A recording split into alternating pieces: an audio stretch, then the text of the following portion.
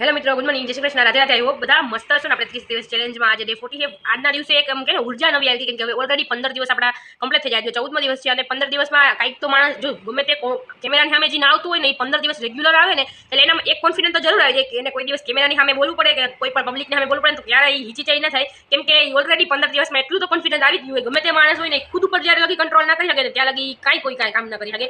એટલા માટે તમે ખુદ ઉપર કંટ્રોલ કરશો તો આખી દુનિયા જીતી શકશો. અને જીતવાની મજા ત્યારે જ આવે જ્યારે આપણી કોઈક રાહ જોઈ રહ્યા હોય હાર નહીં. એટલા માટે પરિણામ ગમે તે આવે પણ તમે કોશિશ જ ના કરો એ તો ખોટી વાત છે ને યાર.